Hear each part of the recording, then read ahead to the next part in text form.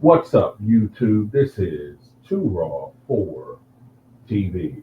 All right, so before I get into the video, I want to give a big shout out to the brother William Kane for the $10 donation via the Cash App. He said, salute for content. Salute to you for showing love to Too Raw for TV. Also want to give a shout out to the brother Aram for the donation to the channel via the PayPal. He was a question saying, I have Dr. J over LeBron as the second overall greatest small forward after Larry Bird. I'm taking into consideration his ABA stats. I also have Larry Bird over LeBron. I don't even have Braun in my top anything. Why is Doc so underrated? Can you do a video on this topic? Okay. Um, so why is Dr. J now so overrated? I think it's various factors contributing to this. Number one, uh, it's the era that we are in right now. It's an era that worships what is considered skills. Um, and these skills are shooting, in particular, three-point shooting, ball handling, one-on-one ISO play. Um, Dr. J was not a ball wizard, a basketball wizard. He wasn't Kyrie Irving with the basketball.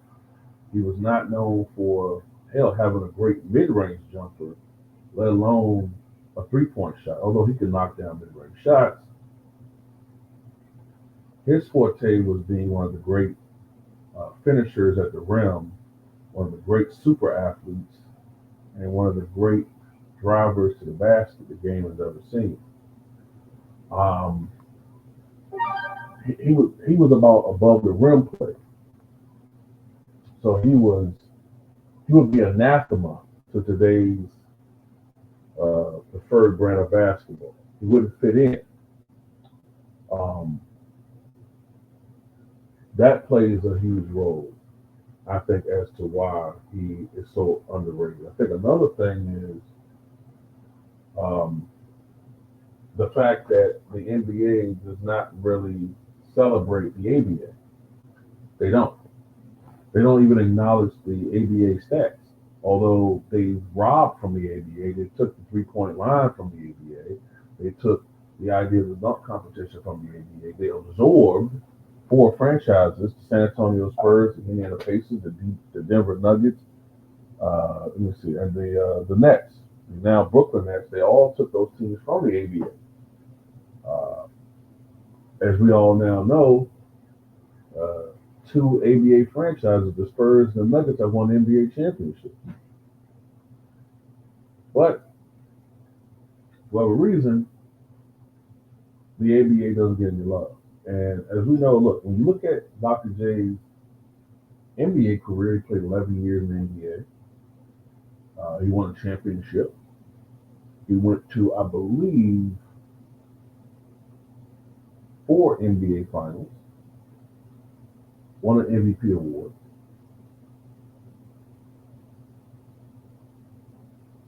Yet, he's not truly appreciated. You know what I'm saying? He's not truly appreciated for that because it only really encompassed the second half of his career when in reality, to really fully look at Dr. J, you got to look at his entire career, which includes the ABA. And when you look at his ABA career, then his overall career becomes so much more impressive.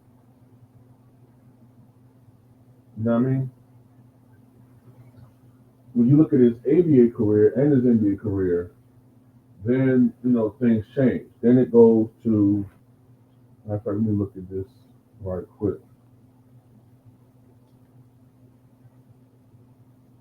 Give me 1 second.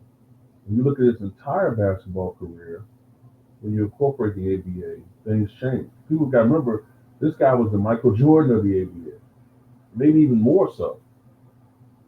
When you combine his ABA and NBA career, he's a three-time champion, two-time playoffs MVP with the ABA, a four-time league MVP when you include the ABA, a 16-time All-Star. Uh,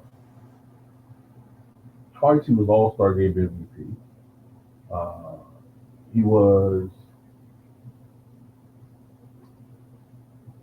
looking at something real quick. 9 times a first teamer, twice a second teamer. Uh, he was on the all defensive first team in 1976. That's the aspect of his game that's underrated. A 3-time scoring champion with the NBA, dunk champion in 1976. So he's the all-time ABA MVP, the ABA all-time team. I mean, he's just an amazing player when you include the ABA, but people don't do that.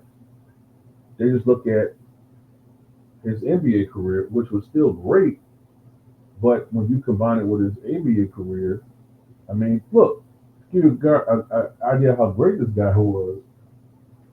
He was only the second player in the history of basketball to reach 30,000 career points. I mean, excuse me, the third player to reach 30,000 career points after Will Chamberlain, Kareem Abdul-Jabbar, and then himself. Uh, so this guy is truly underrated.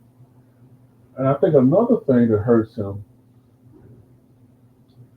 is that the NBA really didn't start becoming a global sport, and the NBA really didn't start becoming available to the masses until the arrival of Larry Bird and Magic Johnson. And by that point in time, much more of the attention was on them. You know what I'm saying? They were in their primes, while Dr. J was still great, but by '84, he was starting to get into the twilight of his career. Also, it didn't help that aside from '83, he was always losing in the finals. Now, a lot of that could be blamed on coaching. You know what I mean? A lot of that could be blamed on the fact that Gene Shue and later Billy Cunningham were getting out-coached by the likes of Jack Ramsey, Pat Riley, uh, Casey Jones. There's other reasons behind that. But I wouldn't say it was anything to do with Dr. J as far as his performance in the finals. Let me see something here. Check something out.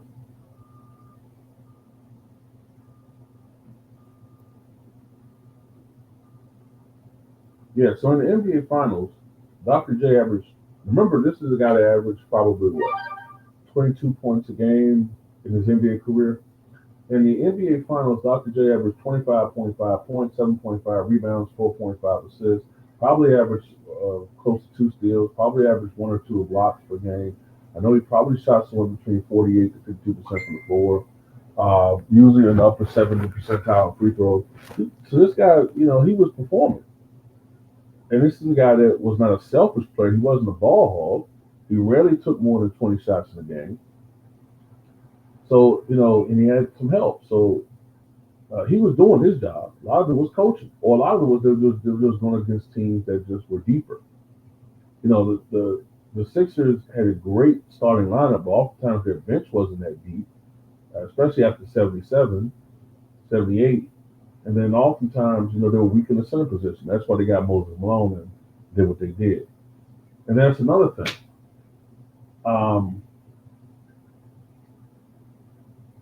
Some people like to say now, who want to discredit him, oh, he only won because you had the reigning MVP and Moses come over and get traded to the Sixers. Matter of fact, I think Moses Malone, someone can correct me if I'm wrong, but I think Moses Malone is the only reigning MVP to be traded the following season. I think he's the only one. Which goes to show you how acrimonious the relationship between him and the Rockets front office had become by 1982. But some people say, well, you weren't even the best player on your championship team in the NBA. But you can make that same argument at times for LeBron James, because there have been times when Anthony Davis was playing lights out basketball with the best player on the team, especially in the bubble. But that's another argument for another day. That's the hypocrisy of the media. But those are some of the reasons. Then, like I said before, going back to the Magic Johnson and Larry Bird thing, it didn't help that they were perceived to be always beating him, especially after '83 or '82. He was always on the receiving end. You know what I'm saying? He was like one of the, as their careers began to ascend, he started receding down to one of the mere contenders rather than at the top of the NBA. And this was just as the sport was exploding in popularity. So while Julius Erving was an ambassador to the game, he wasn't dominating the NBA. And when he was getting to the finals and being one of their best players, the league was struggling. So fans weren't getting exposed to him in his prime when he, was so quick off the dribble and dunking over everybody and creating so much fear and anxiety with coaches and opposing players in fast break and transition situations.